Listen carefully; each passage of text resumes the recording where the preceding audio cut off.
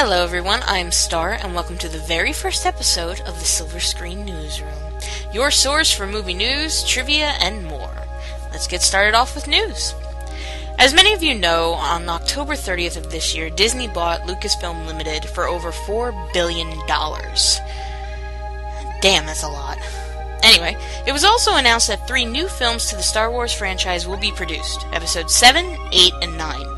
Would you believe me if I told you that there were a total of 12 parts that Lucas had in mind? It's true! Just ask Dale Pollock, author of the Lucas biography Skywalking, The Life and Films of George Lucas. The author interviewed the director at least 80 times for his book. So the biggest question on everyone's mind is, what will these films have in store? I know I'm pretty damn curious. I want Mark Hamill to be the next Yoda and be head of the rebuilt Jedi Council. It has been reported that the stories will be original and not adaptations of Star Wars novels, comics, or games. My sympathies to the fans of the Admiral Thrawn book trilogy by Timothy Zahn. Mark Hamill even gave some info when he and George Lucas and Carrie Fisher had a lunch get-together in August. When George told him he was going to make another trilogy, Mark was gobsmacked. Now, I know I would love to see the original trio coming back to their former roles. Mark Hamill as Luke, Carrie Fisher as Leia, and Harrison Ford as Han. Some people feel it should be Avatar-styled. Whatever is decided, I know I'll be anxious to see what will be coming to the new set of Star Wars films. Episode 7 is in talks to not be released till 2015. Looks like we got a hell of a waiting game coming our way, kids. Next, we have some Spidey news. There is talk of Electro being the next villain in the revamped Spiderman series of films. There is even talk that Jamie Foxx will be playing him. Really? Electro? I know a lot of people were happy to finally get the Lizard in there, but why Electro? Why not have Carnage or revamp Venom and do him right? Stupid actors always wanting more face time. Ugh. We wanted to see Venom, not Eric Foreman. God! Moving away from my Venom rant, Andrew Garfield and Emma Stone are returning to their roles as Peter Parker and Gwen Stacy. Emma did good. I liked her. It is said that maybe Shailene Woodley, who was in The Descendants, is reported to be in talks to join as young Mary Jane Watson. Keep an eye out to see The Amazing Spider-Man 2 to hit theaters May 2nd of 2014. Really? Electro Man? Let's move on to trivia. This is where I tell you all the little fun secrets that happened and was done into making your favorite films. Seeing how Thanksgiving is around the corner, let's take a look at a film I like called Home for the Holidays. It was made in 1995, directed by Jodie Foster, and stars Holly Hunter, Robert Downey Jr., and the late but great Anne Bancroft. It's a cute comedy drama film worth checking out. Now, onto the juicy trivia. This was Jodie Foster's second film to direct, the first being Little Man Tate in 1991. Filming the Thanksgiving dinner took more than 10 days, using 64 turkeys, 20 pounds of mashed potatoes, 35 pounds of stuffing, 44 pies, 30 pounds of sweet potatoes, 18 bags of mini marshmallows, and 50 gallons of juice that stood in for wine.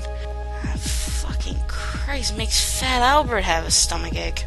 Foster allowed Robert Downey Jr. to improvise, which got him excited about making films again after a period of time where he became disillusioned with acting. But the biggest piece of trivia, which is a bit sad, is that Robert Downey Jr. publicly admitted to using heroin during the making of this film. Now, for those of you who have seen this film, you had to know he was on something. I thought it was just some pot. Damn. Happy he's clean now and got his love of acting back. Really, who else could have done Iron Man? Jodie Foster wrote him a letter praising his work, but warning him that he could not keep doing this on other films. Have fun winning Trivial Pursuit with that information, kiddies.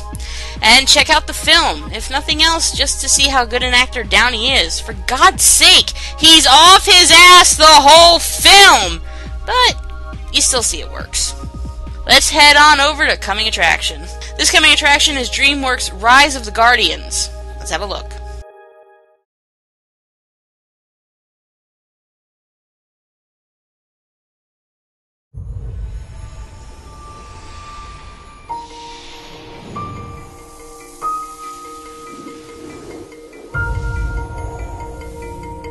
We go by many names and take many forms. We bring wonder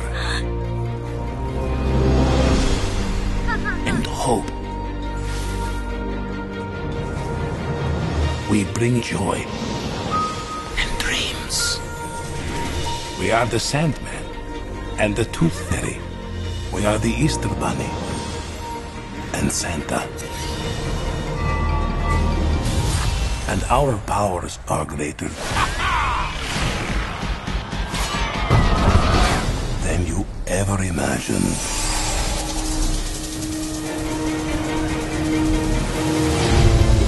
It is our job to protect the children of the world. For as long as they believe in us, we will guard them with our lives. That dream is over. It's time for fear to rule the world. We have never faced a greater threat. And so, we will fight.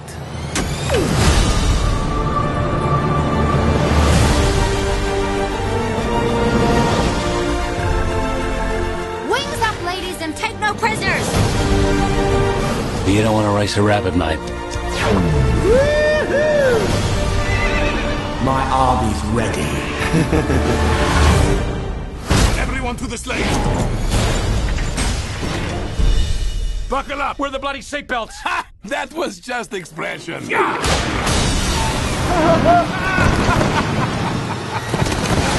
we go! Everyone loves the sleigh.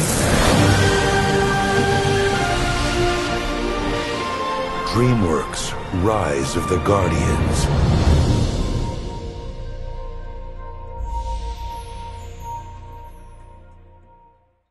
Oh, that looks fun. I found myself smiling through the trailer. How about you guys? Let's see if the trailer did its job. Did it get my attention? Yes. I love the animation. I love seeing all these characters together again, and I'm interested who the villain is and why he's doing this. I even like all the different accents on the characters. Russian Santa is badass! Hopefully I'll be able to check it out when it hits theaters November 21st. Finally, we come to the end of our show with a little Q&A. Our first question via Twitter comes from the Mike Maverick. After watching the Transformers movie and everything that's CGI related, do you think puppetry is dead? That's a great question, Mike. Thank you for asking. Do I think puppetry is dead? Sadly, CGI being as endless with possibilities as it is has taken over a lot of the film world. But no, I do not think puppetry is dead. We still have some stop-motion animation films like recently Paranorman and Frankenweenie. As beautiful and amazing as CGI can be, I still love animatronics and puppets, and I hope they come back a bit more prominent in future films. Our second question comes to us again via Twitter from @MissJessie2U. In the film Gremlins, what was used to make the effects of Gizmo making the other creepy things? Awesome question, Jess. Well, Gizmo had many different puppet sizes for added effects and different tricks they needed to use, like bigger puppets were used to show emotion. But how did the Gremlins actually get made? They were balloons. I know, right? Fucking balloons! According to Wikipedia, an enlarged Gizmo puppet was also needed for the scene in which he multiplies. The new Mogwai who popped out of Gizmo's body as small furry balls, which then started to grow, were balloons and expanded as such. Fucking balloons, man, that is awesome. I love these little tricks. Thank you both for your questions. And thank you for checking out the first episode of the Silver Screen Newsroom. Do you have a film-related question you want to know about? Come tweet me at sailorsilverstar, or leave a comment. Don't forget to subscribe to me on YouTube and follow me on Twitter for the latest updates and announcements. I'm Star, and I'll see you next time. Fucking balloons. Never would have guessed that.